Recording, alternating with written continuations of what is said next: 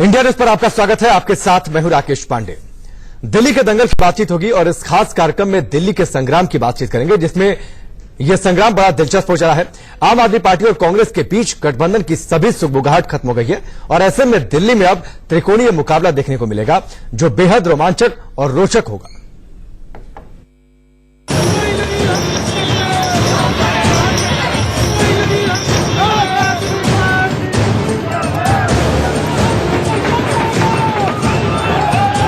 राजधानी दिल्ली में 2019 की सियासी बिसात बिछ गई है।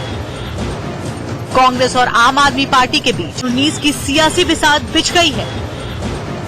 कांग्रेस और आम आदमी पार्टी के बीच गठबंधन को लेकर लंबी खींचतान चली, लेकिन बात नहीं बन पाई। दोनों पार्टियों ने दिल्ली की सभी 7 सीटों पर अपने अपने उम्मीदवार उतार दिए, यानी अब दिल्ली की 7 सीट पर त्रिकोणीय मुकाबला तय है।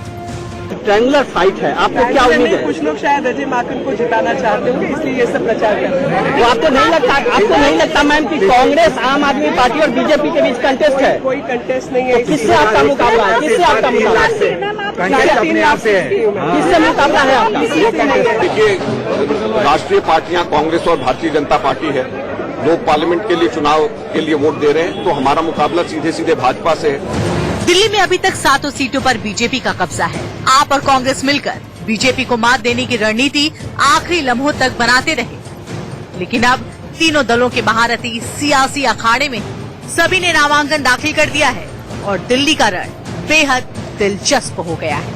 फाइल जैसे किया जाता है वैसे किया है, और जो गाइड किया दिया था, तो फॉर्म्स भरनी थी वो भर दी और दे दी। नेचुरली जो हमारा फाइट है वो टफ है, लेकिन करेंगे।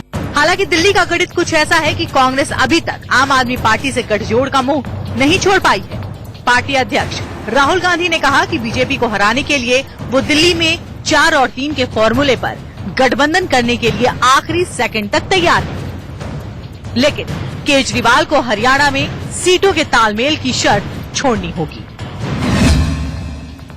कांग्रेस दिल्ली में आपके साथ आखिरी सेकंड तक 4+3 के फॉर्मूले पर गठबंधन को तैयार है, लेकिन हमें हरियाणा वाली शर्त मंजूर नहीं। जिस वक्त अरविंद केजरीवाल हरियाणा की शर्त छोड़ देंगे, उसी वक्त गठबंधन हो जाएगा। वहीं आम आदमी पार्टी कांग्रेस पर बीजेपी से मिली भगत का आरोप लगा रही है। नॉमिनेशन के आखिरी दिन सभी पार्टियों के उम्मीदवारों ने नामांकन दाखिल कर जीत के दावे शुरू कर दिए हैं। Bureau report, India news. Delhi Lok Sabha चुनाव में काफी मायने रखती है। साल 2014 में बीजेपी ने दिल्ली की 7 सीटों पर कब्जा किया था। दिल्ली में सीटें सिर्फ 7 भले हो, लेकिन सत्ता के केंद्र में होने की वजह से इस सूबे में हार या फिर जीत के बड़े मायने होते हैं।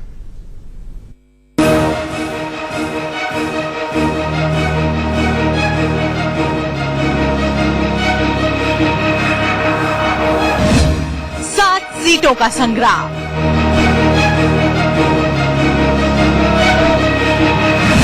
दिग्गजों के बीच महाभारत,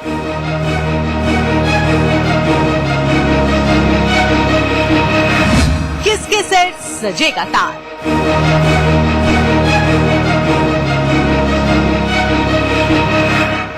लोकसभा चुनाव के ऐलान के साथ ही राजधानी दिल्ली में भी सियासी अखाड़े की माटी उल्टी पलटी जा रही थी, लेकिन अखाड़े में उतरने वाले महारथियों के नाम नहीं तय हो पा रहे थे और ये खींचतान इतनी लंबी चली कि नॉमिनेशन के चंद घंटों पहले तक उम्मीदवारों पर मंथन होता रहा। आलम ये कि आखिरी दिन ही ज्यादातर उम्मीदवार अपना नामांकन करा पाए। नई दिल्ली सीट से कांग्रेस ने जहां अजय माकन को टिकट दिया है, तो वहीं बीजेपी ने एक बार फिर से 2014 में भारी मतों से जीती मीनाक्षी लेखी पर भरोसा जताया है। वहीं ब्रजेश गोयल को आम आदमी पार्टी ने अपना उम्मीदवार बनाया है। 2014 के लोकसभा चुनाव में बीजेपी की मीनाक्षी लेखी ने कांग्रेस प्रत्याशी अजय माकन को भारी मतों से शिकस्त दी। वहीं दूसरे नंबर पर आम आदमी पार्टी के आशीष खेतान रहे थे और अजय माकन की तो जमानत ही जब्त हो गई थी। लेकिन मंगलवार को एक बार फिर से नई दिल्ली लोकसभा सीट से बीजेपी की मीनाक्षी लेखी और कांग्रेस के अजय माकन ने नॉमिनेशन किया और अपनी अपनी जीत का भरोसा जताया। दिल्ली की दूसरी लोकसभा सीट है नॉर्थ ईस्ट दिल्ली। इस सीट पर भी मुकाबला बड़ा दिलचस्प है। उत्तर पूर्वी सीट से कांग्रेस ने 10 साल दिल्ली की मुख्यमंत्री रही शीला दीक्षित को उतारा है, जहां उनका मुकाबला बीजेपी प्रदेश अध्यक्ष मनोज तिवारी से होगा। वहीं आम आदमी पार्टी ने इस सीट से दिलीप पांडे को मौका दिया है। 2014 में मनोज तिवारी ने करीब 1.5 लाख वोटों से जीत दर्ज की थी। हालांकि शीला दीक्षित को यकीन है कि 2019 की सूरत कुछ अलहदा होगी। पूर्वी दिल्ली की फाइट भी काफी रोमांचक है। यहां से बीजेपी ने क्रिकेटर गौतम गंभीर को चुनावी मैदान में उतारा है। कांग्रेस की तरफ से अरविंदर सिंह लवली प्रत्याशी हैं, तो वहीं आप की तरफ से आतिशी चुनावी जंग में उतरी है।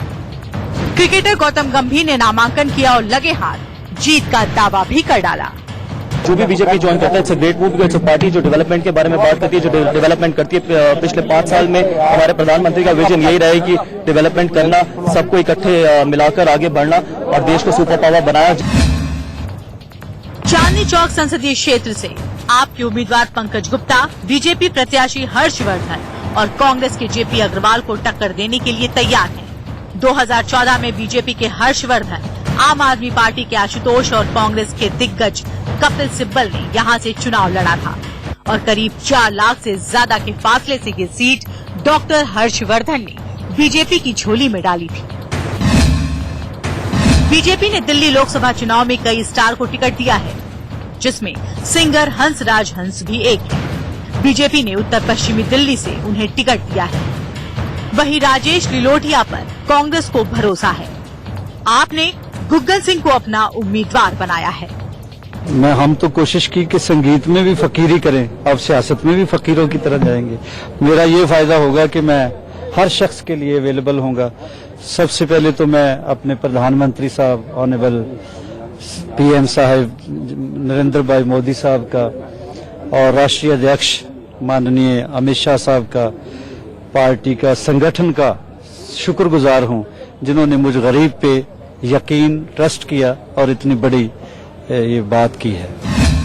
वेस्ट दिल्ली से बीजेपी ने प्रवेश वर्मा को टिकट दिया है। वहीं महाबल मिश्र पर कांग्रेस ने भरोसा जताया है। आपकी तरफ से पीएस जाकर टक्कर में है। दक्षिण दिल्ली से बीजेपी ने रमेश बिदुड़ी को मैदान में उतारा है। वहीं कांग्रेस ने बॉक्सर विजेंद्र सिंह को लास्ट समय पर टिकट दिया।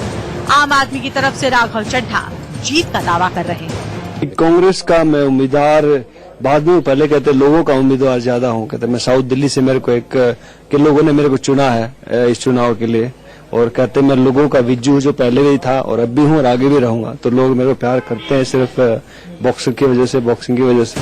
2014 में दिल्ली की 7 सीटों पर कमल ने कमाल दिखाया था, लेकिन ये धमाल 2019 में बरकरार रह पाएगा, ये खुद बीजेपी के समर्थक भी दावा नहीं कर पा रहे। Bureau report, India news.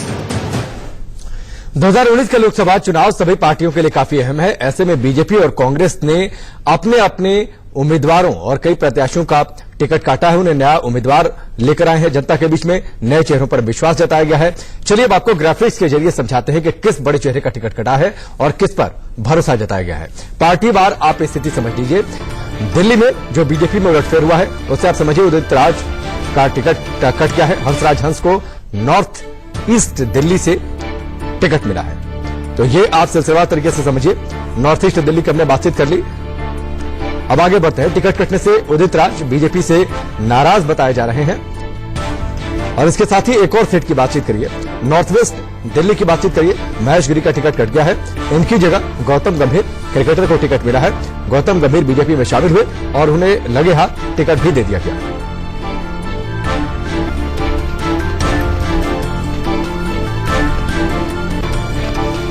Mahesh गिरी ने टिकट कटने से कोई नाराजगी नहीं जताई है, बल्कि उन्होंने बड़ा दिल दिखाते हुए क्रिकेटर गौतम गंभीर को शुभकामनाएं दी। उनके नॉमिनेशन के समय भी वो मौजूद भी थे। चलिए आगे बढ़ते हैं। अब कांग्रेस में उलटफेर की बातचीत कर लेते हैं। कपिल सिब्बल का टिकट कट गया है। उनकी जगह जयप्रकाश जायसवाल को टिकट दे दिया गया है चांदनी चौक से। तो ये स्थिति है। आप ग्राफिक्स के जरिए आप समझ रहे हैं चांदनी चौक में सीटों को लेकर कांग्रेस के अंदर किस तरह से उलटफेर। संदीप दीक्षित का आगे बढ़ते संदीप दीक्षित का टिकट कटा है और उनकी जगह अरविंदर सिंह लवली को टिकट मिला है ईस्ट दिल्ली से। इसके साथ ही आगे बढ़ते हैं, एक और सीट पर नजर डालते हैं। एक और सीट है north west Delhi. North west Delhi में कृष्णा तीरथ का टिकट कटा है, राजेश लिलोठिया को टिकट दिया गया है।